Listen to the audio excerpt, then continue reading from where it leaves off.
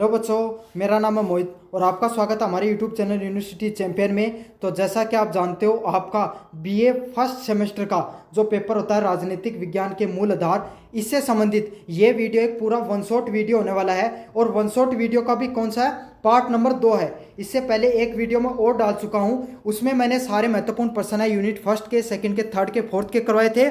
वो वाले वीडियो भी देख लेने, आपके डिस्क्रिप्शन में मैंने लिंक दिया है। ये है पार्ट नंबर 2। तो इसमें बचे हुए बाकी के जितने भी प्रश्न थे वो सारे करवा रहा हूँ मैं आपको। तो दोनों वीडियो आपको देख लेने हैं पूरे के पूरे। इसमें आपका सारा रिवीजन हो जाएगा। ये वीडियो देख लोगे तो आप चाहे निबंधात्मक प्रश्न भी कर लोगे, लघुतरात्मक प्रश्न भी कर लोगे और अति लघुतरात्मक प्रश्न भी कर लोगे आपको। तो आपको क्या करना है, चैनल को सब्सक्राइब कर देना है, वीडियो को लाइक करना है, जरूर से लाइक करना। आप लाइक नहीं करते हो, ना ही चैनल को सब्सक्राइब करते हो, वीडियो देख लेते हो। साथ के साथ ज्वाइन बटन दिख रहा है आपको, जो आपके सब्सक्राइब बटन के पास में, उसको ज्वाइन कर लीजिए। गेस पेपर वगैरह वहाँ पर मिल जाते हैं। और टेलीग्राम का लिंक मैंने डिस्क्रिप्शन में दे दिया है। एग्जाम से एक दिन पहले गेस पेपर की पीडीएफ और जो सॉल्यूशन पीडीएफ होती है यूनिवर्सिटी चैंपियन की पीडीएफ, वो आपको मिल जाती है टेलीग्राम चैनल पर। तो जरूर से ज्वाइन कर लेना है। तो चलो देखो पूरा वीडियो और पार्ट फर्स्ट देख लेना, उसका लिंक भी मैं डिस्क्रिप्शन में देने वाला हूँ। ठीक।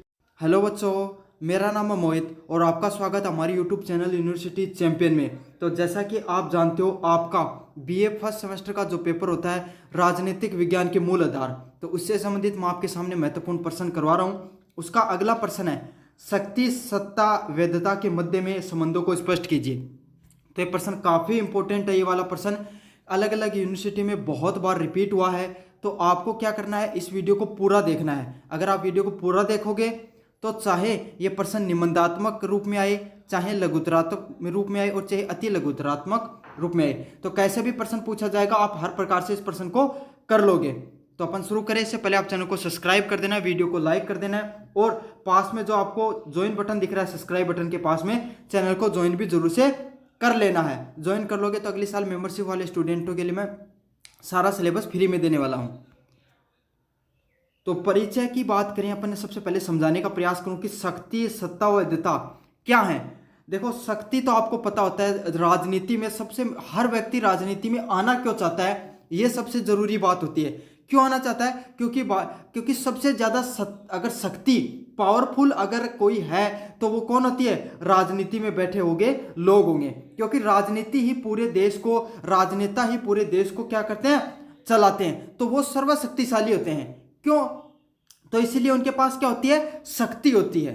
दूसरी बात क्या होती है, सत्ता। सत्ता क्या होती है कि आप जिस चीज को, जो आप अपने अनुसार लोगों को चलाते हो, आप अपनी नीतियों से, अपने व्यवहार, अपने विचारधारा से बहुत ज्यादा लोगों को अपने अनुसार चलाने का प्रयास करते हो, उसे क्या कहा जाता है, सत्ता कहा जाता है। और वैधता बहुत जरूरी है। कोई भी व्यक्ति है, उसकी विचारधारा को अगर जब तक लोग नहीं मानेंगे, उस व्यक्ति की स्वीकार्यता को नहीं स्वीकार करेंगे, तो आप कैसे, वो व्यक्ति है, वो दल है, वो जीतेगा और कैसे वो सत्ता में रह पाएगा। जैसे कि मैं आपको एक बात बताऊं, हमारे देश में कोई भी अगर आप कोई भी देश की कोई भी दल की सरकार बनती है, तो वो सरकार कैसे बनती है, लोग उसको क्या करते हैं, समर्थन देते हैं। वो नई नई विचारधारा लेकर आती है। जैसे कि आज के समय में जो लोगों की मांगे हैं उन्हें पूरा करने का प्रयास करती है, उन्हें पूरा करने की बात उठाती है। तो ये क्या वैधता होती है, उसे क्या बोला जाता है, लेजिटिमिटी या वैधता बोला जाता है। समझ में आ गया होगा सारी चीजें आपको। ये तीनों आपस में गहराई से जुड़ी हुई हैं, मतलब आपस में बहुत गहराई से जुड़ी हुई हैं और किसी भी राजनीतिक व्यवस्था को स्थिरता व प्रभावशीलता से समझने में सहायक होती हैं। तो ये शक्ति, सत्ता व वैधता, तीनों की तीनों चीजों को अपन अच्छे से समझेंगे। ये तो था, मैंने आपको ओवरव्यू दिया था, ऊपर ऊपर का समझाया था, परिचय दिया था। अब अपन इसको और डीप में समझने का प्रयास करेंगे। तो सबसे पहला पॉइंट है शक्ति।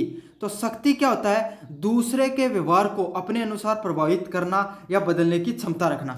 जैसे कि आप, कोई भी व्यक्ति है, उससे कोई भी व्यक्ति है, वो बहुत ज़्यादा शक्तिशाली है, उसके पास बहुत धन है, पैसा है या पावर है। पैसा होता है तो वो पावर में तो अपने आप ही आ जाता है। अब वो क्या चाहता है, वो चाहता है कि उसको एक आपके गांव की थोड़ी सी जमीन चाहिए और काफी लोग वो मना कर रहे हैं। तो वो क्या करेगा, अपनी शक्ति का प्रयोग करके क्या करता है, पहले तो लोगों को, सबसे पहले किसका प्रयास करेगा, लोगों को बहुत ज़्यादा पैसे देकर, जितनी कीमत हो उससे ज़्यादा पैसे देकर लोगों की सोच बदलने का प्रयास करेगा ताकि उसे ज़मीन मिल जाए।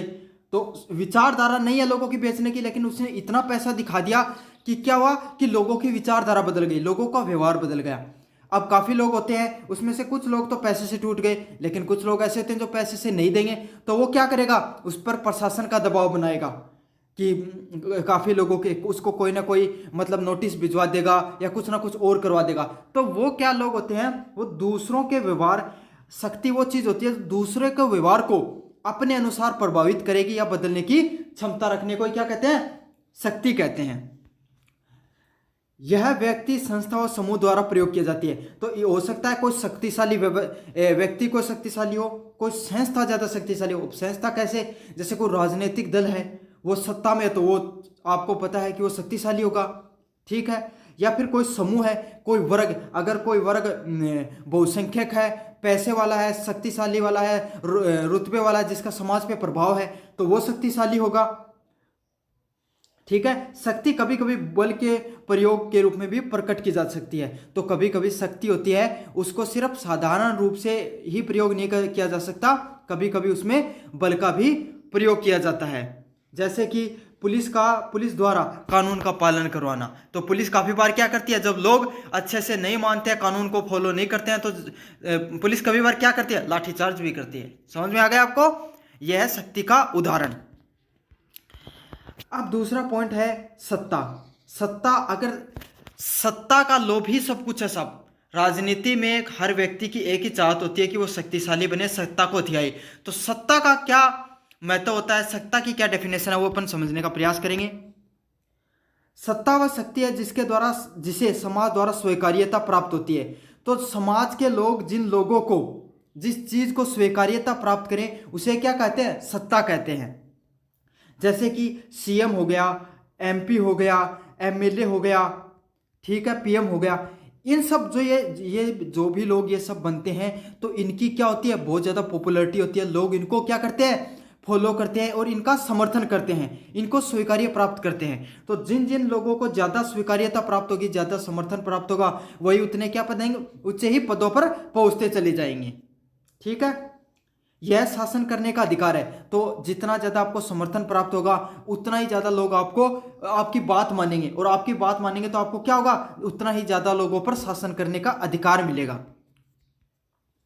जो संविधान, परंपरा व कानून से प्राप्त होता है। साथ ही साथ ही किसके द्वारा प्राप्त किया जाता है, संविधान द्वारा, परंपरा या कानून द्वारा प्राप्त होता है। सत्ता हमेशा शक्ति का ही एक वेद रूप है। तो यह समझ लीजिए, सत्ता और शक्ति एक दूसरे के क्या डायरेक्टली प्रोपोर्शनल है, एक दूसरे के समानुपाती हैं। अगर सत्ता होगी तो साहब आप शक्तिशाली होगे, और शक्तिशाली होगे तो आपके पास सत्ता अपने आप ही आ जाएगी। समझ में आ गया। तो जीवन में आपको क्या बनना है, शक्तिशाली बनना है, सत्ता आपके पीछे पीछे आती चली जाएगी। जैसे कि उदाहरण के रूप में समझाऊं, राष्ट्रपति को कानून पारित करना सत्ता का प्रयोग है। अब क्या होता है, देखो, राष्ट्रपति चाहे तो कोई कानून को पारित करे तो करे, वरना नहीं भी करे। तो ये उसको कहां से मिली, संविधान से मिली है, और इस स्वीकार्यता लोगों को माननी होगी, क्योंकि वो सबसे बड़े संवैधानिक पद पर बैठा है आज हमारे भारत देश के। तो यही है इसका एक बहुत अच्छा उदाहरण, राष्ट्रपति द्वारा कानून पारित करना सत्ता का प्रयोग है। और वह नहीं चाहे कि भाई मैं तो नहीं करूंगा, तो क्या किया जा सकता है, कुछ नहीं किया जा सकता, वापस लौट कर आएगा और वापस पास करना पड़ेगा। तो ये है सत्ता का प्रयोग, सत्ता और शक्ति का प्रयोग। उसके पास शक्ति है कि वो चाहे तो उस कानून को प्रयोग कर सकता है और चाहे नहीं कर सकता है। सत्ता है राष्ट्रपति के रूप में, उसके पास जो पद है वही सत्ता है। वैधता का अर्थ होता है जनता द्वारा मान्यता या समर्थन मिलना। तो कोई भी व्यक्ति है उसको जनता द्वारा समर्थन मिलेगा और मान्यता मिलेगी, तभी वो क्या पहुंच पाता है, सत्ता को प्राप्त कर पाता है। अब जैसे एक बात सोचिए, आपके गांव में कोई सरपंच बनने चल पड़ा और उसको वोट मिले 5, तो वो क्या सरपंच बन पाएगा, नहीं बन पाएगा। तो उसको क्या करना पड़ेगा, आपके गांव के जितने लोग हैं उसमें से कम इतने लोग उसको वोट दें, उतना समर्थन दें कि इसके जो दूसरे नंबर का कैंडिडेट है उसको वो क्या कर सके, हरा सके, उससे ज़्यादा समर्थन प्राप्त कर सके। तो यही है, जो व्यक्ति जितना ज़्यादा समर्थन प्राप्त करेगा, जितना ज़्यादा उसकी मान्यता होगी, उतना ही ज़्यादा वो शक्तिशाली होगा, उतना ही ज़्यादा वो सत्ता में आएगा। तो कोई भी सत्ता व शक्तिशाली बनने के लिए किसी भी व्यक्ति को क्या करना पड़ा, वैधता बनानी पड़ती है। यह राजनीतिक व्यवस्था की नैतिक स्वीकृति है। मतलब ये जो लोकतंत्र हो गया या फिर राजनीतिक व्यवस्था, उसकी क्या है, नैतिक स्वीकृति है कि भाई लोग कहते हैं कि हम अपने तरफ से आपको चुनते हैं कि आप जाइए और अपनी सत्ता का उपयोग कीजिए, हमारी तरफ से अपनी बात, अपनी आवाज है वो सामने रखिए। ये कार्य होता है उसका। यदि किसी सत्ता को वैधता नहीं मिलती तो वो केवल बल आधारित शक्ति बन जाती है। अगर मान लिया कोई भी व्यक्ति है, उसको सत्ता नहीं मिली है, जनता का समर्थन नहीं है, तो फिर वो क्या होगा, बल प्रयोग करके क्या करेगा, शक्तिशाली बन जाएगा। जैसे कि मैं कोई आपको एक एग्जांपल देके समझाऊं। कोई भी देश मान लीजिए अपन, जैसे कि नॉर्थ कोरिया, जहाँ पे क्या है वो है राजशाही है, तो वहां पर क्या करेगा, उसको जनता का समर्थन प्राप्त हो नहीं हो, लेकिन फिर भी जनता को उसकी बात माननी पड़ेगी। क्यों? क्योंकि वो बलपूर्वक कार्य करवाता है। तो कोई भी व्यक्ति है, अगर उसे सत्ता का समर्थन या जनता का समर्थन नहीं मिलेगा तो वो क्या हो जाएगी, सिर्फ बल आधारित शक्ति ही रह जाएगी। उदाहरण के रूप में लोकतांत्रिक सरकारों को चुनाव के माध्यम से वैधता प्राप्त होती है। तो ये आपको मैंने बताया था, लोकतांत्रिक जो सरकारें होती हैं उसमें लोग अपना वोट देते हैं, मत देते हैं, और उसी के आधार पर क्या होती है, लोग अपने प्रतिनिधि चुनते हैं। तो उनको वैधता किसके माध्यम से प्राप्त हुई, लोगों के मत के द्वारा, चुनाव के माध्यम से। समझ में आ गया आपको इतना, वैधता क्या चीज होती है। जो आप वोट डालते हो ना, आप अपना जनप्रतिनिधि चुनते हो, तो वही होता है सत्ता। आपको उसको वैधता दी है, स्वीकृति दी है कि भाई हम अपनी तरफ से अपने क्षेत्र से इस व्यक्ति को चुनते हैं जो हमारी बात रखेगा। आप अपन आपस की संबंधों की बात करें, शक्ति से सत्ता। जब शक्ति को सामाजिक मान्यता मिलती है तो वह सत्ता बन जाती है। जब शक्ति को सामाजिक मान्यता मिलती है तो वो क्या बन जाती है, सत्ता बन जाती है। तो मैंने बताया था कि आपके पास, आपके गांव में एक लड़का है, वो धीरे धीरे क्या होता है, वो लोगों की समस्या को सोल्व करना शुरू कर देता है, फिर आगे आगे बढ़ता है, पहले छोटे छोटे गांव के स्तर पर, फिर वो और आगे बढ़ता है, उसकी और पहचान होती चली जाती है, जनता का समर्थन बनता है। तो फिर वो आपके गांव में सबसे छोटा चुनाव होता है सरपंच का, वो लड़ता है। उसने सरपंच का चुनाव लड़ा, वो जीत गया। आप मेयर मान लो, अगर आप शहर से हो तो मेयर का चुनाव जीत गया। अब क्या हुआ, वो उसने बहुत अच्छा काम किया, आपके गांव की उसने सूरत बदल दी, सड़कें अच्छी बनवाई, शिक्षा पर कार्य किया, सभी लोगों के बीच में उसकी और पॉपुलरिटी बन गई। तो धीरे धीरे लोगों ने उससे कहा, क्या कहा कि साहब आप प्रधान का चुनाव लड़िए, प्रधान का चुनाव लड़िए। अब वो लड़ता है चुनाव और प्रधान भी बन जाता है, और वहां पर भी वो खूब कार्य करता है, लोगों के बीच में अपनी अच्छी अपने जो जनता की जो आवाज़ है वो बनकर उभरता है, समस्याओं को सोल्व करने का प्रयास करता है। अपना जो जनता की जो समस्याएं हैं उन्हें जो प्रशासन उसके सामने रखता है और उन्हें क्या कर देता है, सोल्व कर देता है। तो उसकी पॉपुलरिटी और बढ़ती है। तो धीरे धीरे उसकी वैधता बढ़ती जा रही है, समर्थन बढ़ता जा रहा है और उसकी शक्ति बढ़ती जा रही है। अब वो क्या करेगा, इस बार उसको लोग चुनाव एमएलए के चुनाव में लड़वा देते हैं और एमएलए का चुनाव भी वो जीत जाता है। तो यही होता है, धीरे धीरे जैसे जैसे आपकी वैधता बढ़ेगी आपकी शक्ति बढ़ेगी, आपकी शक्ति बढ़ेगी तो आपको क्या मिल जाएगी, सत्ता मिल जाएगी। यही है बस तीनों चीजें, मैंने उदाहरण के साथ भी समझा दिया आपको। शक्ति से सामाजिक मान्यता मिलती है और उससे क्या मिल जाती है, सत्ता मिल जाती है। अब आपको पता है, पैसे वाला व्यक्ति है या फिर जिसका बहुत समाज में प्रभुत्व है, वो व्यक्ति क्या करेगा, अगर वो चुनाव लड़ेगा, वो अगर वो कुछ भी करेगा तो उसको क्या समर्थन अपने आप मिल जाएगा, क्योंकि उसके पास शक्ति है। कुछ लोग उसका वैसे समर्थन कर देंगे, कुछ लोग उसके बल का प्रयोग करवा के वो समर्थन करवा देगा। अगले वाला पॉइंट है सत्ता या वैधता। सत्ता तभी स्थायित्व या प्रभावशाली होगी जब उसे वैधता प्राप्त होगी। अब आप अपने देश के पास के देश के एग्जांपल सुनाओ। बांग्लादेश में क्या हुआ, शेख हसीना उसको जनता ने क्या कर दिया, सत्ता से उखाड़ कर फेंक दिया। क्यों? क्योंकि उसकी वैधता नहीं रह गई थी। वो जनता को लगने लगा था कि ये हमारी बातें हैं, हमारी जो समस्याएं उसको सोल्व नहीं कर पा रही है, तो जनता ने क्या कर दिया, तख्ता पलट कर दिया। तो यही होता है, जब तक सत्ता बनी रहेगी, जब तक आपकी वैधता है, जनता आपका समर्थन कर रही है। अगले वाला पॉइंट है वैधता या शक्ति। वैधता से शक्ति को नैतिक आधार मिलता है और वो अधिक प्रभाव मिलती है। अब क्या हुआ, अगर कोई व्यक्ति है उसको जनता का दिल से समर्थन है तो क्या होगा, वो जो वैधता है, वो शक्ति है, उसको क्या नैतिक आधार, मतलब लोग भी उस चीज से खुश होंगे। लेकिन क्या होगा, कुछ लोग बस ऐसे ही बन गए प्रभुत्व के लिए, उनको मतलब जनता का समर्थन भी नहीं था और बस थोड़ा पहले से नाम था और प्रभुत्व के चक्कर में वो बन गए। तो क्या होगा, लोग खुश नहीं होंगे उनके सत्ता से। शक्ति बिना वैधता जबरदस्ती होती है, मतलब शक्ति बिना वैधता का कोई भी मतलब नहीं है लेजिटिमिटी का। आपको शक्ति प्राप्त करके ही वैधता प्राप्त कर सकते हो। सत्ता बिना वैधता के अस्थायी होती है, मतलब अगर वैधता नहीं होगी, आपको जनता का समर्थन नहीं होगा तो आप ज्यादा दिन सत्ता में नहीं रह पाओगे। और वैधता सत्ता को स्वीकार्य बनाती है, मतलब अगर आप समर्थन आपको लोगों को, तो ही आप क्या रह पाओगे, सत्ता में रह पाओगे। तो अब निष्कर्ष की बात करें, शक्ति, सत्ता और वैधता किसी भी राजनीतिक व्यवस्था के तीन आधार स्तंभ है। तो शक्ति हो गई, सत्ता हो गई और वैधता, ये तीनों के तीनों क्या है, राजनीतिक व्यवस्था के आधार स्तंभ है। तीनों के तीनों बहुत ज्यादा महत्वपूर्ण है। इन तीनों के बीच में सामंजस्य, संतुलन से ही राजनीतिक व्यवस्था स्थायित्व, प्रभावशीलता व जन समर्थन प्राप्त होता है। तो अगर कोई भी सत्ता को आपको क्या एकदम स्थायी बनाना है और प्रभावशील बनाना है, तो आपको क्या करना पड़ेगा, जनता का समर्थन प्राप्त करना होगा।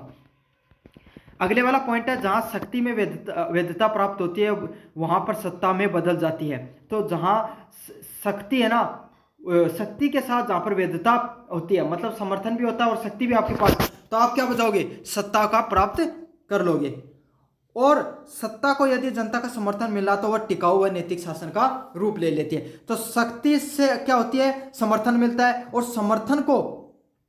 सत्ता मिलती है, और सत्ता को अगर जनता का समर्थन मिल जाए तो वो क्या होगी, ज्यादा दिन टिकाऊ होगी, वह नैतिक रूप से शासन कहलाएगा। तो ये था आपका दूसरे नंबर जो प्रश्न, शक्ति, सत्ता और वैधता के बीच में संबंध। अच्छे से मैंने समझाया, मुझे उम्मीद आपको अच्छे से समझ में आ गया होगा। उदाहरण भी देने के प्रयास किया मैंने। तो अगर अभी तक आपने वीडियो को देखा है तो चैनल को जरूर से सब्सक्राइब कर देना। हेलो बच्चों, मेरा नाम है मोहित और आपका स्वागत है हमारी यूट्यूब चैनल यूनिवर्सिटी चैंपियन में। तो जैसा कि आप जानते हो, आपका बीए फर्स्ट सेमेस्टर का जो पहला पेपर होता है राजनीतिक विज्ञान का, राजनीतिक विज्ञान के मूल आधार, तो उससे संबंधित मैं आपके सामने सारे महत्वपूर्ण प्रश्न करा रहा हूँ। उसका जो अगला महत्वपूर्ण प्रश्न है, राजनीतिक विकास सिद्धांत की व्याख्या कीजिए और राजनीतिक आधुनिकीकरण से इसका अंतर बताइए। तो राजनीतिक विकास का सिद्धांत बताना है और राजनीतिक आधुनिकीकरण की व्याख्या के साथ व्याख्या बतानी है, और राजनीतिक विकास सिद्धांत और राजनीतिक आधुनिकीकरण के बीच में क्या बताना, आपको अंतर बताना है। ये प्रश्न भी काफी महत्वपूर्ण है, काफी बार रिपीट हुआ है। तो आपको क्या करना है, इस वीडियो को पूरा देखना है। इस वीडियो को पूरा देखोगे तो आप चाहे लघुतरात्मक रूप में प्रश्न आए, चाहे निबंधात्मक रूप में आए, चाहे अति लघुतरात्मक रूप में आए, आप इस प्रश्न को कर दोगे। तो अपन वीडियो शुरू करने से पहले चैनल को सब्सक्राइब कर दो, वीडियो को लाइक कर दो और अपने दोस्तों को जरूर से शेयर कर देना। और सब्सक्राइब बटन के पास में जो ज्वाइन बटन है वो भी दबा दो आप। तो पहला पॉइंट की बात करें, राजनीतिक विकास, पॉलिटिकल डेवलपमेंट। तो राजनीतिक विकास क्या होता है, जो राजनीतिक संस्थाएं, प्रक्रिया व संरचनाओं को अस्थायी और संगठित रूप में विकसित करना। मैं समझाऊं आपको। देखो होता क्या है, जब 1950-60 के आसपास जो लोकतंत्र है, लगभग हर बड़े देशों में क्या हुआ, लोकतंत्र वो लागू होना शुरू हो गया। सभी देश अपने अपने लोकतांत्रिक प्रक्रियाओं को अपनाना शुरू कर दिया। अब कोई भी जब नई व्यवस्था लागू होती है तो क्या होती है, उसमें बहुत सी अड़चनें आती हैं, बहुत सी नई चीजें लागू होनी शुरू होती हैं। तो क्या हुआ, जो राजनीतिक है उन्हें समझ में आया कि हमें राजनीतिक जो संस्थाएं हैं, ठीक है, जैसे कि आप जैसे भारत में समझिएगा कि जो बहुदलीय प्रक्रिया है, चुनाव की प्रक्रिया हो गई, या फिर जो चुनाव आयोग हो गया, ठीक है, ऐसी जो राजनीतिक संस्थाएं हैं इसका निर्माण करना, जो प्रक्रिया है भाई सुगम रूप एकदम निष्पक्ष चुनाव करवाना, ये चुनावी प्रक्रिया है। जनता का समर्थन कैसे प्राप्त किया जाए, संरचनाओं को इस अस्थायी बनाना, मतलब ऐसी जो संरचनाएं हैं उसका निर्माण किया जाए ताकि जो ये राजनीति का आधुनिकीकरण हो रहा है, जो लोकतंत्र रूपी जो नए बदलाव हो रहे हैं, वो क्या हो सके, अच्छे से विकसित हो सके और जनता का उसे अच्छे से समर्थन प्राप्त हो सके, जिससे कोई राजनीतिक व्यवस्था सामाजिक, आर्थिक व सांस्कृतिक परिवर्तन को प्रभावी ढंग से सामना कर सके। तो क्या हुआ कि जो राजनीतिक व्यवस्था में जो परिवर्तन देखने को मिल रहा था, पहले राजतंत्र हुआ, फिर कॉलोनियलिज्म आया कि ब्रिटेन जैसे देश वो अलग अलग देशों पर राज करने लगे। उसके बाद में क्या आया, लोकतंत्र आया। तो ये लोकतंत्र रूपी जो राजनीतिक बदलाव हो रहा था, इसको सामाजिक, लोगों का आर्थिक मतलब पैसों का, और जो सांस्कृतिक रूप से जो परिवर्तन हो रहा है उसको लोग क्या कर सके, अच्छे से एक्सेप्ट कर सके या स्वीकार कर सकें। ये अवधारणा मुख्यतः 1950 से 1960 के बीच में आपको देखने को मिलती है। तो ये जो राजनीतिक विकास है उसके काम कब से कब तक देखने को मिली? 1950 से 1960 को देखने को मिली है। और इसमें प्रमुख विचारक कौन रहे? लुसियन पाई, गैब्रियल ओलमंड और सिडनी वर्गसन। कौन कौन है? लुसियन पाई है, गैब्रियल ओलमंड है और सिडनी वर्गसन है। तो ये तीनों के नाम आपको अच्छे से याद कर लेने, आपको ये लिखकर आना है। अब बात करनी है अपने राजनीतिक विकास के प्रमुख तत्व है। तो राजनीतिक विकास के प्रमुख तत्व क्या होते हैं? सबसे पहला है संस्थागतरण। तो ये क्या होता है कि संस्थाओं को स्थिरता व स्वीकार्यता प्रदान करना। जैसे कि भारत के अंदर बहुदलीय प्रक्रिया है, राजनीतिक प्रक्रिया है, और कई देशों में क्या होती है, सिर्फ दो दलीय है, कहीं कहीं पर एक दलीय प्रक्रिया भी है। तो ये जो संस्थाएं बनाई गई इसको स्थिर बनाना कि हमेशा टिकाऊ रहे। पाकिस्तान की तरह नहीं कि आज तो बहुदलीय है, कल एक पार्टी को समर्थन मिल गया, कल चुनाव को हटा दिया गया, सत्ता सेना की तानाशाही आ गई, कुछ पता ही नहीं चलता। ऐसा नहीं करना है। आपको जो संस्थाएं, जो प्रक्रिया आप बना रहे हो, उनको क्या करना, आपको स्थिर बनाना है। संस्थाओं को जनता की स्वीकार्यता प्राप्त करनी है। ठीक है। अगला क्या? भागीदारिता। भागीदारिता में क्या होगा? नागरिकों की सक्रिय राजनीतिक भागीदारिता। तो लोकतंत्र जब तक सफल नहीं होगा जब तक उस देश का हर नागरिक राजनीतिक भागीदारिता में राजनीतिक रूप से भागीदार नहीं होगा। आप जैसे एक वोट भी देते हो ना, तो आपका एक वोट भी बहुत मायने रखता है। आपके उस एक वोट से एक आपका प्रतिनिधि है वो चुना जाता है, और वही आपकी आवाज कहां पर रखता है? जो लोकतंत्र की सबसे बड़ा जो संसद होती है वहां पर। ठीक है। तो हर व्यक्ति की राजनीतिक रूप सक्रिय रूप से भाग होना चाहिए। राजनीतिक रूप से भाग लेना ये नहीं होता कि आप चुनाव लड़ रहे हो या फिर आप चुनावी रैलियों को ये सब कर रहे हो। चुनाव में भाग लेना ही राजनीतिक भागीदारिता नहीं होता है। आप अपना वोट के माध्यम से भी कर सकते हो। आप अपने सरकार के खिलाफ आवाज उठाकर भी राजनीतिक भागीदारिता निभा सकते हो। आप जो समाज के अंदर जो समस्याएं हैं उनको सोल्व करके भी आप राजनीतिक भागीदारिता निभा सकते हो। तो हर व्यक्ति की भागीदारिता हो, यह भी राजनीतिक विकास का प्रमुख तत्व था। अगला पॉइंट है विकेंद्रीकरण। विकेंद्रीकरण क्या होता है? जब सत्ता सिर्फ एक व्यक्ति के हाथ में हो तो उसे क्या बोला जाता है? कि केंद्रीकरण। जैसे राजतंत्र हो गया, तानाशाही होगा, उसमें सिर्फ एक व्यक्ति के हाथों में सत्ता होती है, तो उसे क्या कहते हैं? सत्ता का केंद्रीकरण। लेकिन जो लोकतंत्र होता है उसमें सत्ता कुछ विधायपालिका के पास होती है, कुछ कार्यपालिका के पास होती है और कुछ न्यायपालिका के पास होती है। तो सत्ता क्या, हर व्यक्ति अलग अलग व्यक्तियों के पास बटी होती है। तो इससे क्या होता है? सत्ता का विकेंद्रीकरण होता है। तो यही था कि जब राजनीतिक विकास हुआ, लोकतंत्र का विकास हुआ, तो इस चीज का बहुत अच्छे से ध्यान रखा गया कि सत्ता है या फिर शक्ति है उसका क्या हो? विकेंद्रीकरण हो। अगले वाला पॉइंट है नैतिक वैधता। तो शासन के प्रति जनता का विश्वास। तो जनता का विश्वास होगा तभी वह शासन ज्यादा दिन तक टिका रहेगा, स्थायी रहेगा और जनता का विकास होगा। तो यही है कि जनता का विश्वास प्राप्त करना बहुत जरूरी था। तो नैतिक वैधता होनी बहुत जरूरी है। अगला पॉइंट है सक्षम प्रशासन। तो कोई भी नीति निर्माण करने के लिए आपको एक बहुत ही समझदार व्यक्ति को उस पद पे होना बहुत जरूरी है। अगर वो व्यक्ति समझदार नहीं होगा, अच्छे से निर्णय नहीं ले पाएगा, सक्षम व्यक्ति नहीं होगा, तो क्या होगा? एक आपको पता है, एक सीएम हो गया, पीएम हो गया, वो निर्णय सिर्फ एक व्यक्ति लेता है, लेकिन प्रभावित क्या होता है? पूरा देश होता है। ठीक है। एक छोटी सी गलती पूरे देश को परेशान कर सकती है। तो इसीलिए जो वहां पर बैठा हुआ, पद पर बैठा हुआ, प्रशासन में पद पर बैठा हुआ व्यक्ति बहुत ज्यादा क्या होना चाहिए? सक्षम होना बहुत जरूरी होता है। अब अगले वाले पॉइंट की बात करें, राजनीतिक आधुनिकरण, पॉलिटिकल मॉडर्नाइजेशन। अब क्या हुआ? सत्ता, आपको पता है जो राजनीतिक व्यवस्था है वो पहले से धीरे धीरे समय के साथ बदलती चली गई। तो अब उसका भी आधुनिकरण होना बहुत जरूरी है।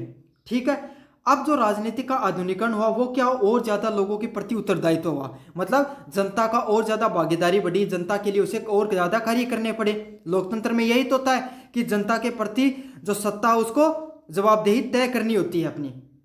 साथ के साथ भाग्यतापूर्ण व्यवस्था में परिवर्तित होती है। अब क्या हो गई? हर व्यक्ति की भागीदारिता, हर व्यक्ति सत्ता से सवाल पूछ सकता है, अपनी समस्या का समाधान करवा सकता है।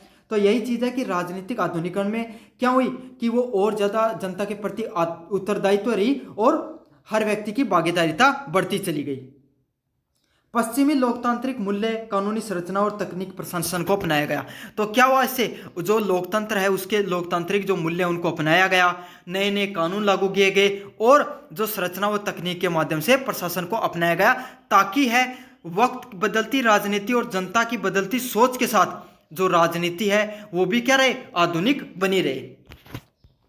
अब इसका क्या मुख्य पॉइंट होते हैं, प्रमुख विशेषताएं क्या होती है। धर्म और परंपरा से स्वतंत्र शासन प्रणाली। आज के समय हम सब देखते हैं कि धर्म और पुरानी परंपराओं से ज्यादा लोग किसको महत्व देते हैं, विकास को ज्यादा महत्व देते हैं। तो यही होता है जो आधुनिक जो लोकतांत्रिक प्रक्रिया है, प्रणाली है, उसमें क्या होता है, लोगों की यही सोच है कि हम धर्म और परंपराओं से ऊपर उठकर विकास की राजनीति पर ज्यादा ध्यान दे सकें। ऐसा होता बहुत कम है, लेकिन सोचते तो हम यही हैं।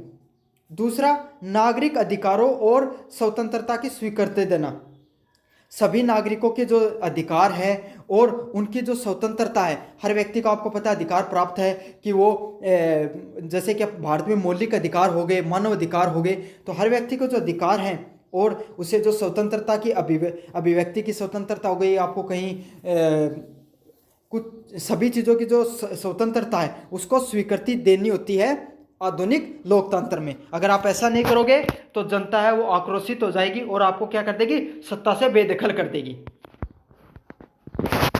अगले वाला पॉइंट है लोकतांत्रिक संस्थाओं की स्थापना करना। तो आपको पता है कोई भी देश हो गया वहां पर लोकतंत्र है तो वहां पर लोकतांत्रिक संस्थाएं होनी बहुत जरूरी हैं। जैसे कि निष्पक्ष चुनाव आयोग होगा तो अच्छे से चुनाव होंगे, जनता भी खुश रहेगी। ठीक है, अगर अच्छे से जो कार्य प्रशासन है वो अच्छे से कार्य करेगा, जनता की समस्याओं का समाधान करेगा, अच्छे से विधायपालिका है वो कार्य करेगी, तो क्या होगा, जो संस्थाएं हैं उनका जो स्वीकृति है वो बढ़ेगी और जनता भी खुश रहेगी और सत्ता भी स्थायी रूप से बनी रहेगी। तो इसलिए क्या हो गई, आपको वैध लोकतांत्रिक संस्थाओं का निर्माण करना पड़ता है। अगले वाला पॉइंट है राजनीतिक प्रतिस्पर्धा व बहुदलीय व्यवस्था। तो आपको पता एक से अधिक दल होंगे तो क्या होगी, लोग अलग अलग विचारधारा के लोग आपके सामने निकल कर आएंगे और लोगों के सामने ज्यादा विकल्प होंगे दूसरी विचारधारा के लोगों को चुनने की। तो इससे क्या होगी, जो लोकतांत्रिक प्रणाली है वो और ज्यादा मजबूत होती है, सुदृढ़ होती है। और इससे फायदा यह भी होता है कि अगर एक दल के व्यक्ति अच्छे से कार्य नहीं कर रहे हैं तो वो उसको हटा सकते हैं, नए व्यक्तियों को सत्ता में ला सकते हैं। इसीलिए लोकतंत्र में बहुत जल्दी परिवर्तन हो जाते हैं। दूसरे वाला पॉइंट है सत्ता में पारदर्शिता और उत्तरदायित्व है। तो इससे क्या होगा, सत्ता में पारदर्शिता आती है और वो एक दूसरे के प्रति क्या होते हैं, उत्तरदायित्व होते हैं। अब बात करेंगे राजनीतिक विकास और राजनीतिक आधुनिकीकरण में क्या अंतर होता है। तो सबसे पहला मुख्य अंतर क्या, परिभाषा की बात करें और राजनीतिक विकास में, राजनीतिक संस्थाओं को स्थायी व संगठित बनाना।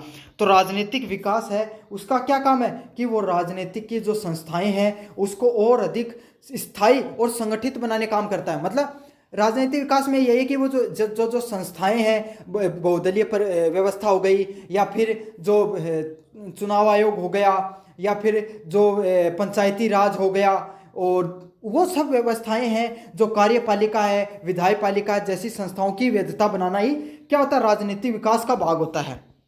ठीक है, राजनीतिक आधुनिकीकरण में क्या होगा, पारंपरिक से आधुनिक राजनीतिक व्यवस्था की ओर बदलाव करना। जो पहले की राजनीतिक व्यवस्थाएं चल रही थी उसको धीरे धीरे बदलाव कर किसमें करना, आधुनिक रूप से बदल देना। दृष्टिकोण क्या होगा, प्रक्रिया केंद्रित और संस्थागत। तो इसमें क्या होता है, ये एक पूरा स्ट्रक्चरल चेंज होता है, मतलब प्रक्रिया संगत। जैसे कि धीरे धीरे बदलाव होंगे आपके देखने को मिलेंगे कि कोई भी देश होता है वो अगर वो क्या नया लोकतंत्र बनाएगा तो उसमें क्या होते हैं, धीरे धीरे संस्थाओं का निर्माण होता है। तो ये प्रक्रिया केंद्रित है और ये क्या, मूल केंद्रित और सांस्कृतिक। तो यह जो राजनीतिक आधुनिकीकरण है ये जनता की आवाज़ है। जनता चाहती है कि हमें जो रोजगार की व्यवस्थाएं की जाए तो क्या करना पड़ेगा, सत्ता में स्थापित लोगों को उस प्रकार का बदलाव करना पड़ेगा। तो यही है कि ये मूल केंद्रित व लोगों की भावना से आधारित होती है। इसका क्या लक्ष्य है, शासन को स्थिरता व भागीदारिता और वैधता बनाना। तो इसका क्या होता है, जो शासन में बैठे हुए लोग हैं वो राजनीतिक स्थिरता बनी रहे। राजनीतिक स्थिरता बनी रहेगी तो लोगों का विकास होगा, नई नई नीतियां उनका निर्माण होगा।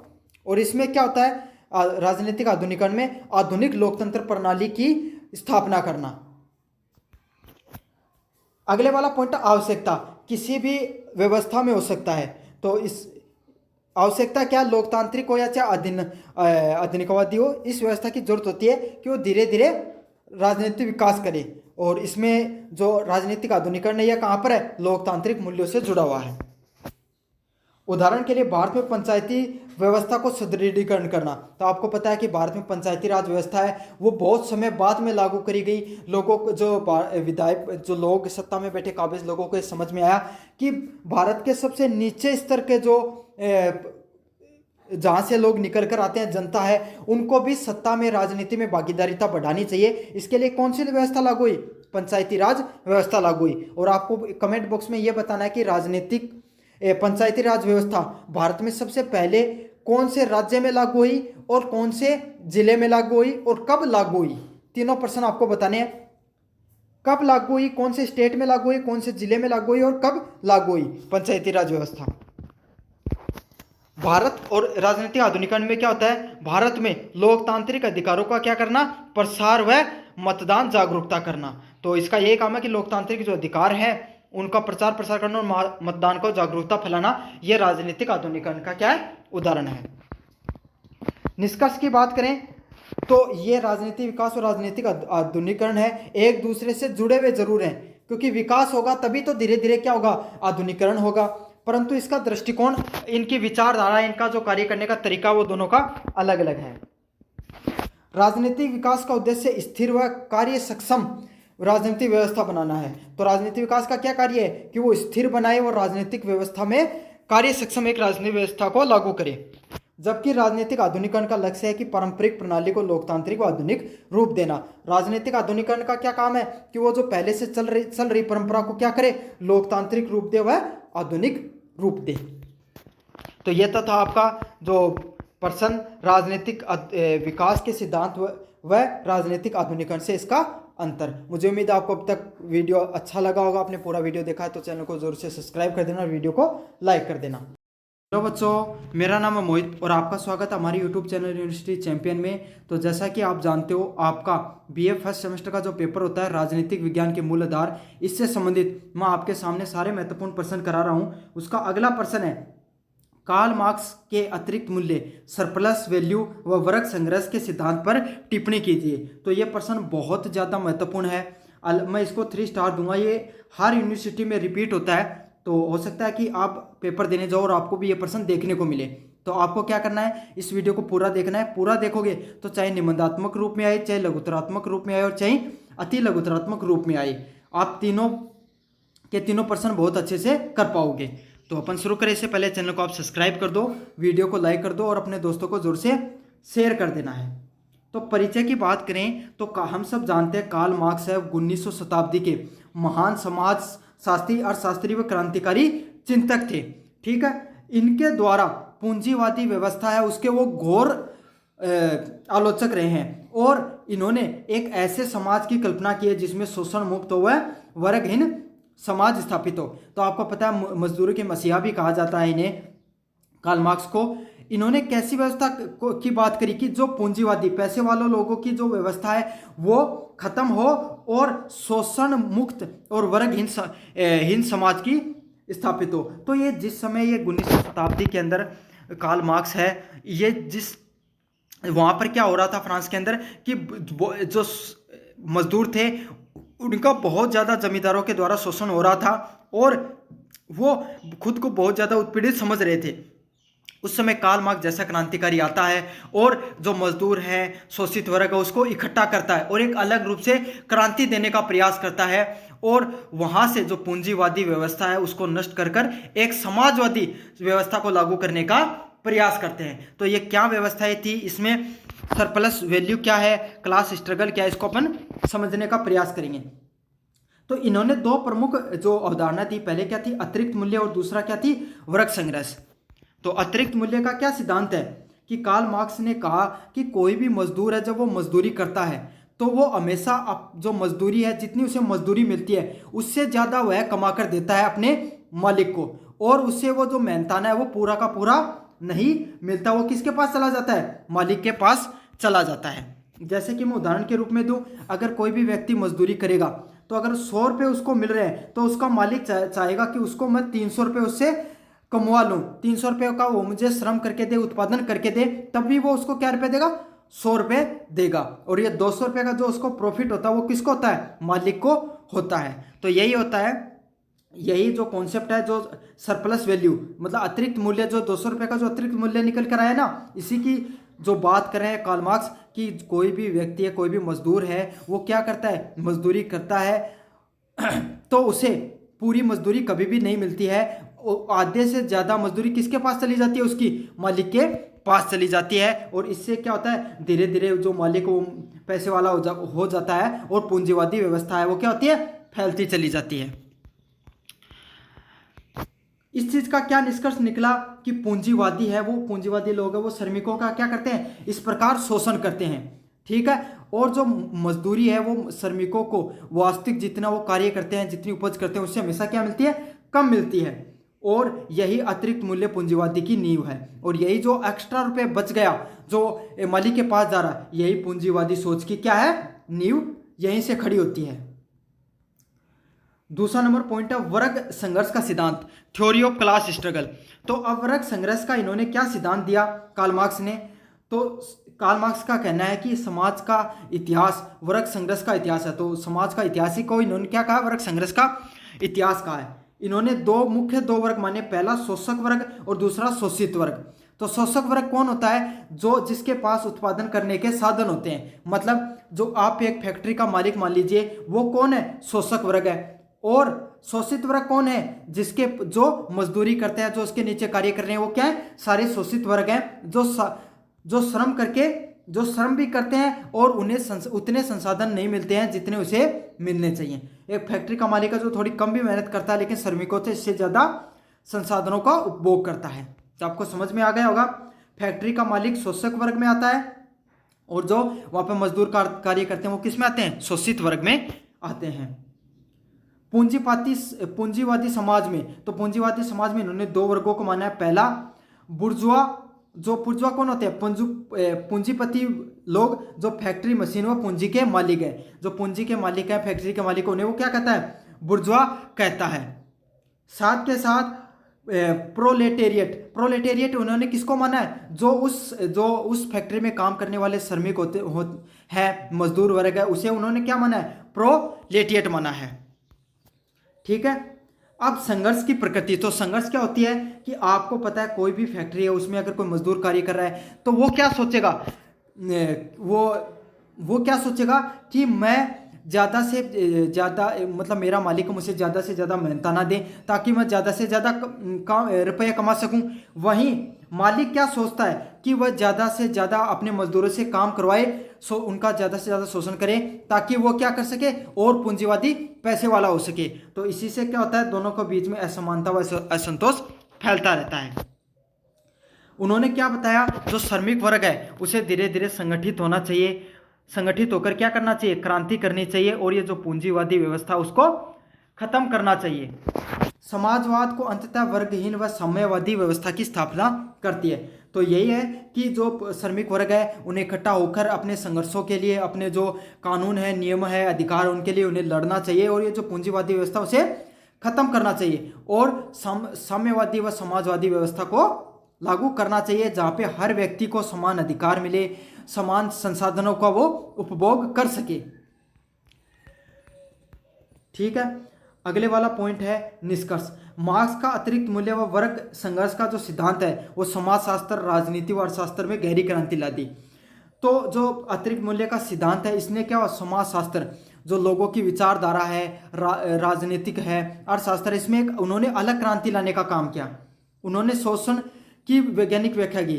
तो उन्होंने जो शोषण होता है, वास्तविक रूप से शोषण क्या होता है, उसकी पूरी वैज्ञानिक ढंग से किसने समझाया, कार्ल मार्क्स ने समझाया है। समाज की गति को संघर्ष के रूप में देखा है, और समाज है वो किस तरीके से कार्य करता है, इसको उन्होंने संघर्ष के माध्यम से दिखाया है।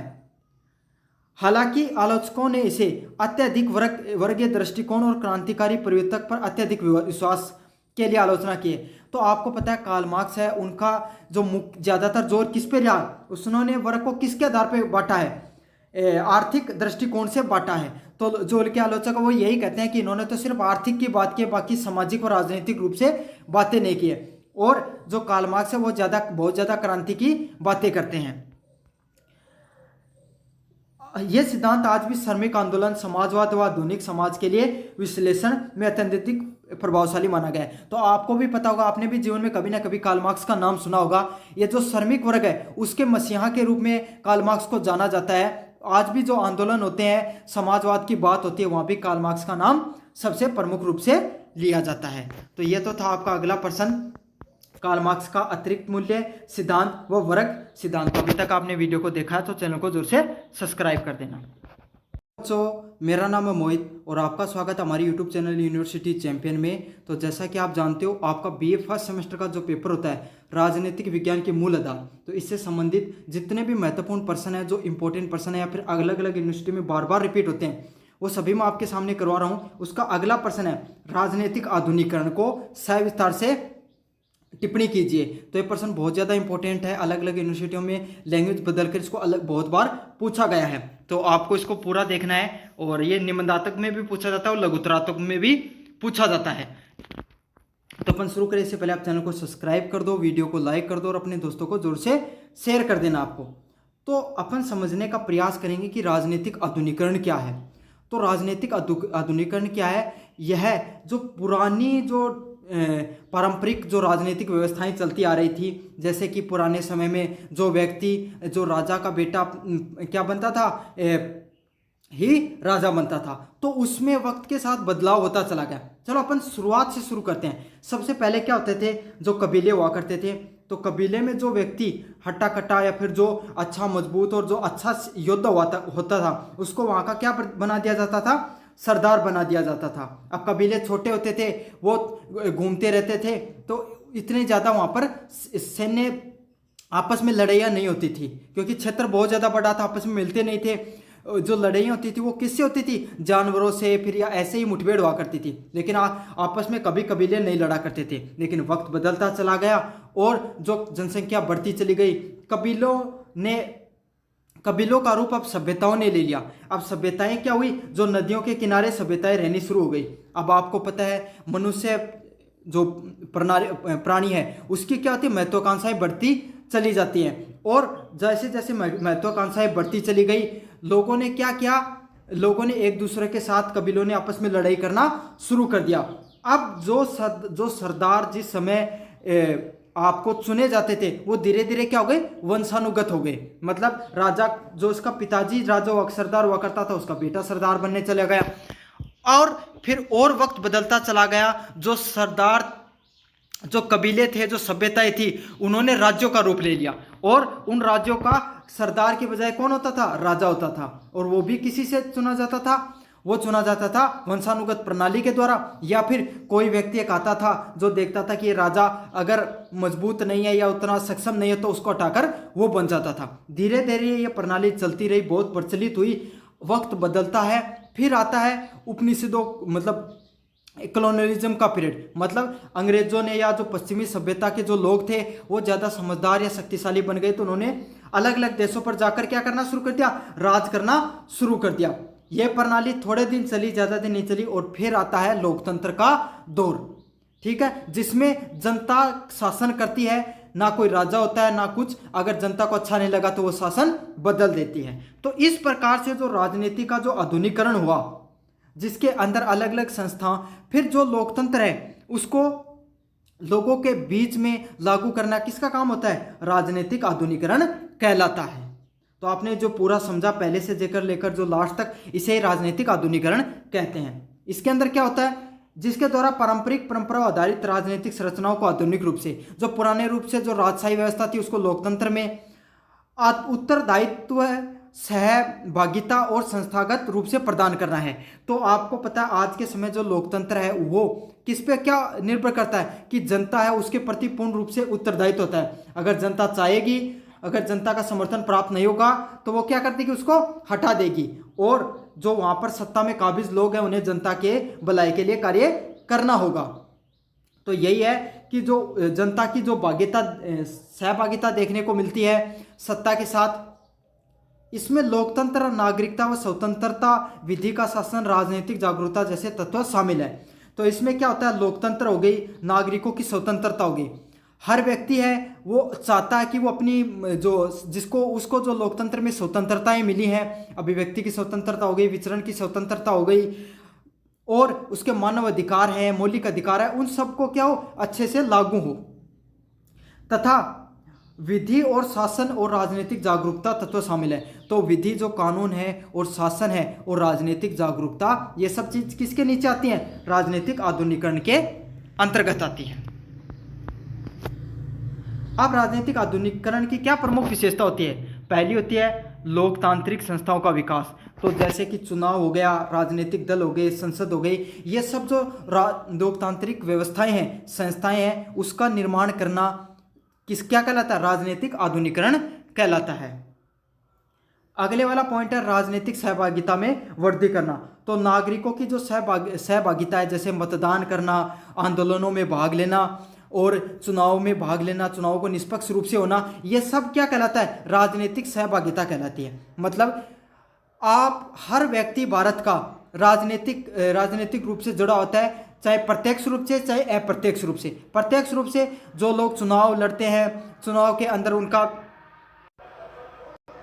तो प्रत्यक्ष व अप्रत्यक्ष रूप से जुड़े होते हैं। जैसे कि जो राजनेता वो जो चुनाव में भाग लेते हैं, जो राजनीतिक रूप से सक्रिय हैं, वो क्या होते हैं? प्रत्यक्ष रूप से जुड़े होते हैं। और जो आम नागरिक हो गए, जो जनता है वो अपने मतदान के द्वारा चुनती है, वो किससे हो गई? अप्रत्यक्ष रूप से जुड़ी होती है। अगले वाला पॉइंट है विधिक शासन की स्थापना करना। तो कानून क्या मानता है लोकतंत्र के अंदर? कि सभी के सभी नागरिक हैं वो उसके सामने क्या है? वो उसके सामने समान है। चाहे ऐसा व्यक्ति हो जिसको कानून का चाहे बिल्कुल भी नॉलेज नहीं हो, कम शक्तिशाली व्यक्ति हो, चाहे कितना भी शक्तिशाली व्यक्ति क्यों नहीं हो, सबके सब कानून के समान है। सबको बराबर क्या मिलती है? सजा मिलती है अगर उन्होंने कानून को तोड़ा है तो। अगले वाला पॉइंट है सत्ता का विकेंद्रीकरण।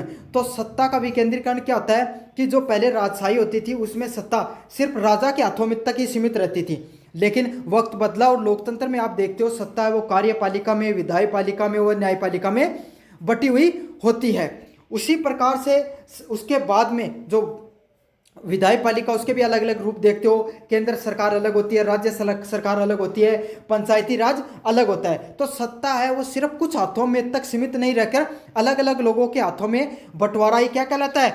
सत्ता का विकेंद्रीकरण कहलाता है। जिसमें क्या आता है? पंचायती राज हो गई, स्थानीय स्वशासन हो गया, इन सब स्तरों का भी विकास किया गया। तो आपको पता है जब भारत में लोकतंत्र लागू हुआ उस समय पंचायती राज व्यवस्था नहीं थी, लेकिन धीरे धीरे भारत के लोगों को समझ में आया कि हमें राजनीतिक भागीदारी बढ़ाने के लिए पंचायती राज व्यवस्था भी लागू किया जा सके, ताकि जो जनता का जो मूल स्वरूप है, जो ग्रामीण लोग हैं, जहाँ पर लोग रहते हैं, उन्हें भी राजनीतिक भागीदारिता बढ़ने का मौका मिले।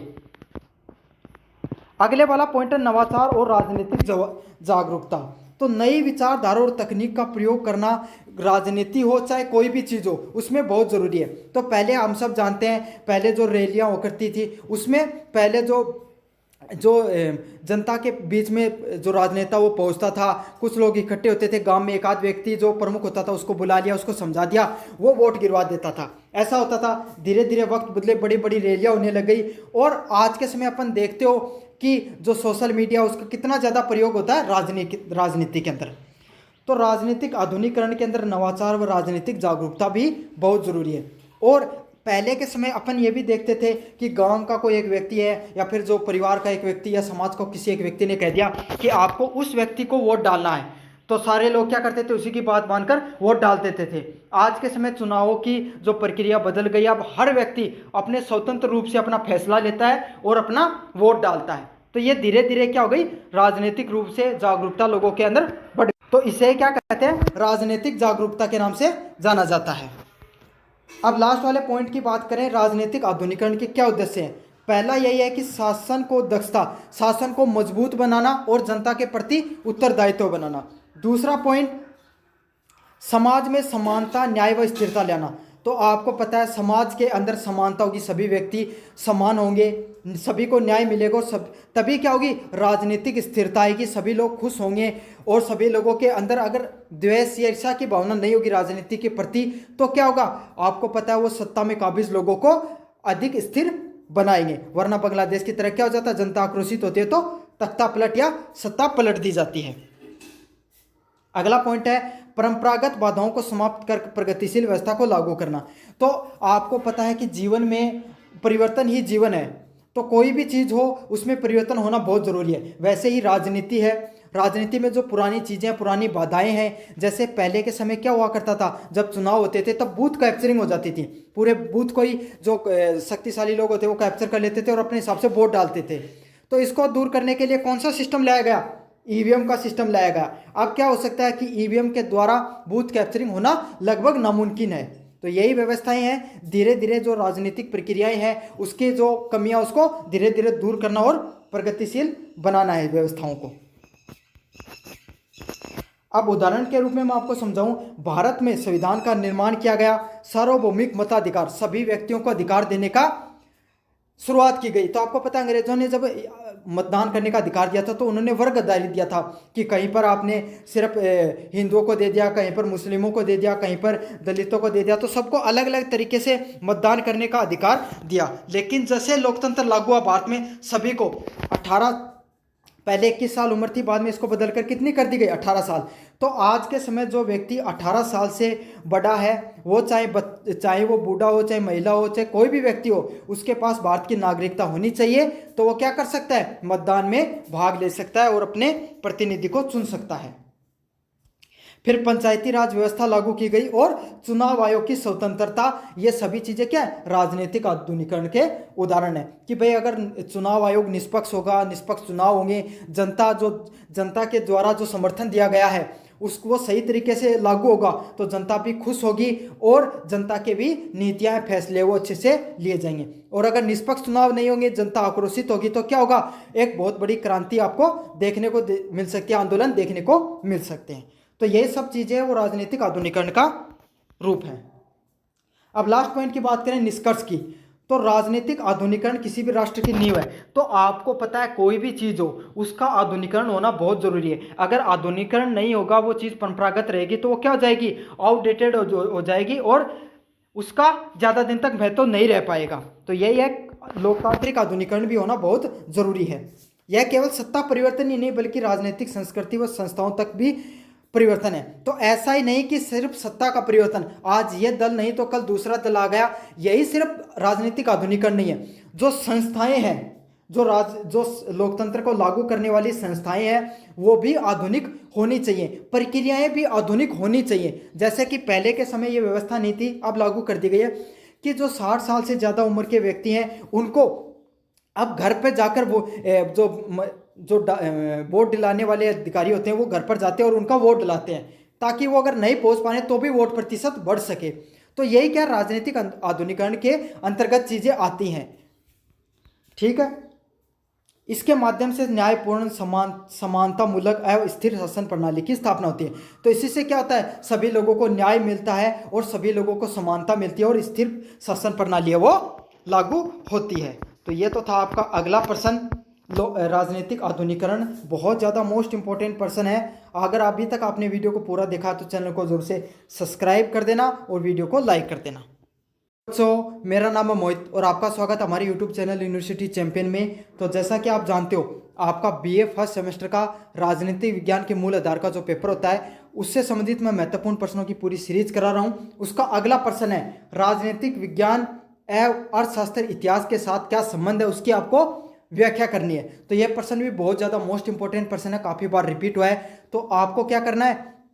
इस वीडियो को पूरा देखना है। अगर पूरा देखोगे तो क्या होगा? चाहे प्रश्न निबंधात्मक रूप में आए, चाहे लघुतरात्मक रूप में आए, चाहे अति लघुतरात्मक रूप में आए, आप इस प्रश्न को अच्छे से कर लोगे। चाहे किसी टाइप में आप अच्छे से कर लोगे। तो अपन शुरू करने से पहले आपको चैनल को अगर सब्सक्राइब नहीं किया तो सब्सक्राइब कर दो। आप में से 90% बच्चे हैं वो चैनल को सब्सक्राइब नहीं करके रखते हैं, वीडियो देख लेते हैं। साथ साथ वीडियो को लाइक कर देना और अच्छा लगे तो आपको कमेंट जरूर से करना है। अब बात करें अपन जो राजनीतिक विज्ञान की, तो हमें पता है राजनीतिक विज्ञान क्या है? एक सामाजिक विज्ञान है जो समाज के अंदर होने वाली राजनीतिक प्रक्रियाओं या बदलावों को समझने का, वैज्ञानिक ढंग से समझने का प्रयास करता है। वही क्या है? राजनीतिक विज्ञान है, जिसका कार्य क्या होता है? जो सत्ता, सरकार और नीति और शासन की प्रक्रियाओं का अध्ययन करता है कि भाई जो सरकार है कैसे काम करती है, वो कैसे नीतियों का निर्माण करती है, कैसे सत्ता पर काबिज लोग काबिज होते हैं, कैसे लोग कैसे लोग सत्ता को के पास पहुंचते हैं। तो इन सब चीज़ों का, पूरी प्रक्रियाओं का अध्ययन करने का कार्य किसका है? राजनीतिक विज्ञान का कार्य है। यह सामाजिक विज्ञान जैसे अर्थशास्त्र और इतिहास से गहरे रूप से जुड़ा है। तो आपको पता है कि सामाजिक विज्ञान है या राजनीतिक विज्ञान है वो अर्थशास्त्र इतिहास से भी जुड़ा हुआ है, क्योंकि पैसे के बिना, अर्थशास्त्र के बिना राजनीतिक विज्ञान अधूरा है। और हर देश या हर जो क्षेत्र हो गया, समाज हो गया, वर्ग हो गया, जो राजनीति में प्रत्यक्ष या अप्रत्यक्ष रूप से जुड़ा, उसका कुछ ना कुछ इतिहास है और उसी इतिहास के आधार पर ही राजनीति में बदलाव होता है। तो जो राजनीतिक विज्ञान है उसका डायरेक्ट रूप से अर्थशास्त्र व इतिहास से गहरा जुड़ाव है। तो अब अपन बढ़े अगले की पॉइंट की तरफ कि राजनीतिक विज्ञान और अर्थशास्त्र के बीच में क्या संबंध है। पहले अपन इसको समझेंगे। तो राजनीतिक विज्ञान आपको बता दिया कि सत्ता में जो नीतियों का निर्माण होता है, सत्ता किस तरीके से कार्य करती है, शक्ति का किस तरीके से प्रयोग होता है, उसका अध्ययन कौन करता है? राजनीतिक विज्ञान करता है। अर्थशास्त्र की बात करें, संसाधनों के उत्पादन, वितरण और उपभोग का अध्ययन कौन करता है? अर्थशास्त्र करता है। तो संसाधन हो गए, जो पैसा है, धन है, शक्ति है, उसका कैसे उत्पादन होता है, कैसे लोग कमाते हैं उसको, उसका कैसे बंटवारा होता है और कैसे लोग उसका उपभोग करते हैं, इन सब चीज़ों का अध्ययन कौन करता है? अर्थशास्त्र करता है उन सब चीज़ों का अध्ययन। अब इन सब चीज़ों से महत्वपूर्ण बिंदुओं की बात करें, सार्वजनिक नीति, तो आर्थिक नीति जैसे बजट हो गया, टैक्स हो गया, सब्सिडी हो गया, आदि निर्णय किसके द्वारा लिए जाते हैं? राजनीति के द्वारा या फिर सरकार के द्वारा। तो ये सब चीजें किससे जुड़ी हुई हैं? टैक्स हो गया, बजट हो गया, सब्सिडी हो गई, या किससे जुड़ी हुई हैं? आर्थिक व्यवस्थाओं से, आर्थिक नीतियों से जुड़ी हुई हैं। तो इससे क्या हो गया? आर्थिक चीज, अर्थशास्त्र किससे जुड़ गया? राजनीति शास्त्र से जुड़ गया। दूसरे वाला पॉइंट है कल्याणकारी राज्य की अवधारणा। तो राजनीतिक जब एक कल्याणकारी आप राज्य निर्माण करोगे तो कल्याणकारी राज्य क्या होता है? जहाँ पर सभी लोगों के बीच में समान रूप से जो आर्थिक प्रगति हो, सभी लोगों को सारे संसाधनों अच्छे से मिल सके। तो यही चीज़ होती है कि राजनीतिक निर्णयों में आर्थिक संसाधनों का न्यायपूर्ण वितरण आवश्यक है। अगर आप कोई भी कल्याणकारी राज्य का निर्माण करोगे तो सभी लोगों के बीच में, चाहे आर्थिक रूप से प्रगति हो, चाहे सामाजिक रूप से प्रगति हो, दोनों ही होना जरूरी है।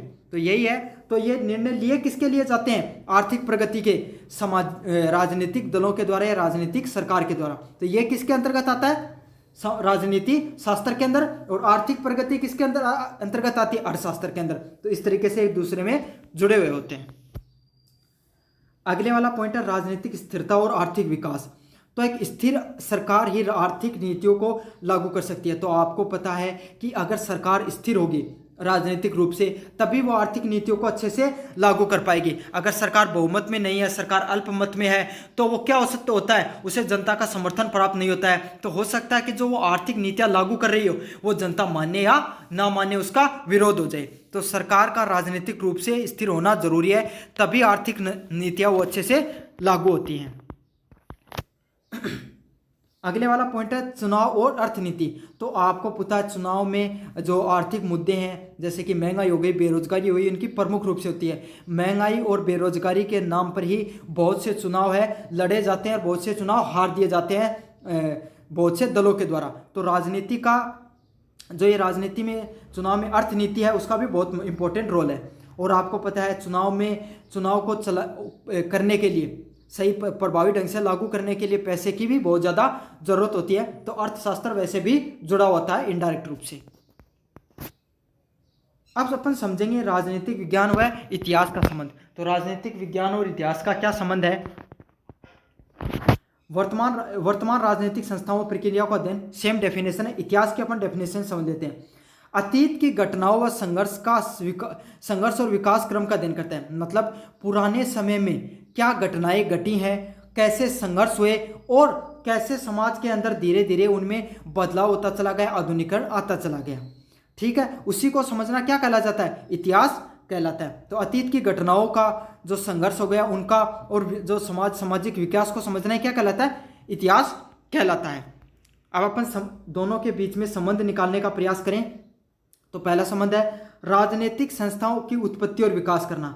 तो जैसे भारत में लोकतंत्र कब लागू हुआ, ठीक है, कैसे लागू हुआ, कैसे अंग्रेजों के समय लोकतांत्रिक जो प्रणाली, जो पहले राजतंत्र से जो वो उपनिषदम दौर में आए और फिर अपन लोकतंत्र की तरफ आए। तो इन सब चीज़ों को जो अपन समझते हैं कैसे भारत में बाद में लोकतंत्र लगने के बाद में संसदीय प्रणाली लागू हुई, कैसे भारत में जो राजनीति में धीरे धीरे बदलाव आया।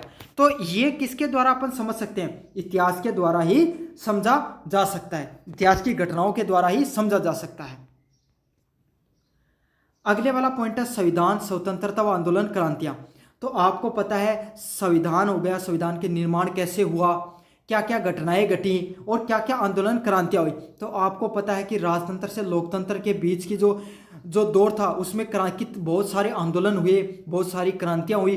तो उन सब चीज़ों को, घटनाओं को अपन कैसे समझ सकते हैं? इतिहास के माध्यम से ही समझ सकते हैं। अगले वाला पॉइंट है, तीसरे नंबर पॉइंट, इतिहास के बिना राजनीति अधूरी है। जैसे फ्रांसीसी क्रांति हो गई, अमेरिका क्रांति होगी, भारत का स्वतंत्र संग्राम हो गया। अगर आप इन सब चीज़ों को नहीं समझोगे, इन सब चीज़ों को गहराई से आपको ज्ञान नहीं होगा, तो आप राजनीति को नहीं समझ सकते हो। फ्रांस की क्रांति हो गई, जो जहाँ पे समाजवाद की बात निकल के आती है। इटली की क्रांति हो गई। अमेरिका में संविधान कैसे सबसे पहले लागू होता है। इन सब चीज़ों को अगर आपने नहीं समझा है तो समझ लीजिए कि आपको इतिहास के, तो आपने राजनीति को पूर्ण रूप से नहीं समझा है। तो इतिहास को समझना जरूरी है राजनीति को पहले समझने से पहले। दूसरे वाला पॉइंट है इतिहास से सबक लेकर राजनीतिक सुधार करना। तो आपको पता है कि जो पुराने समय में गलतियां की गई हैं जिसके कारण लोग सत्ता से बेदखल हो गए हैं, तो वही चीज़ों से सुधार कर कर हम अपने सामाजिक सुधार हो गए, चाहे राजनीतिक चाहे आर्थिक सुधार कर कर ही हम क्या कर सकते हैं? राजनीतिक सुधार भी कर सकते हैं। तो इतिहास से सबक लेना, पुराने समय से, अतीत से सुधार करना बहुत ज़रूरी है हमारे जीवन के लिए। अब अपन निष्कर्ष की बातें करना, राजनीतिक विज्ञान हो गया, अर्थशास्त्र हो गया, इतिहास हो गया, तीनों क्या है? आपस में गहराई से जुड़े होते हैं।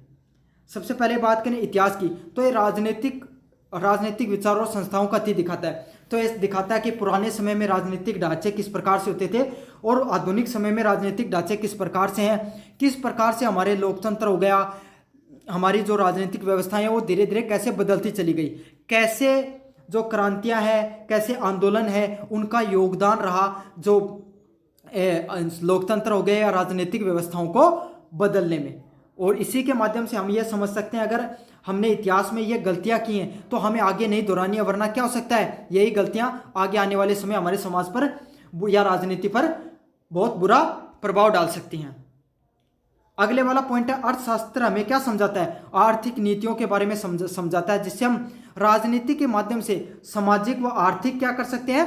विकास कर सकते हैं समाज के अंदर। अगले वाला पॉइंट है राजनीतिक इन दोनों का आधार बनाकर समाज में व्यवस्था और विकास स्थापित करती है। तो राजनीति इन दोनों के बीच में सामंजस्य बनाती है और विकास करने का प्रयास करती है। तो ये है अपने वाला अगले प्रश्न, राजनीति विज्ञान का अर्थशास्त्र इतिहास के साथ संबंध। मुझे उम्मीद है कि पूरा वीडियो आपको अच्छा लगा हो, तो चैनल को जरूर से सब्सक्राइब कर देना। धन्यवाद।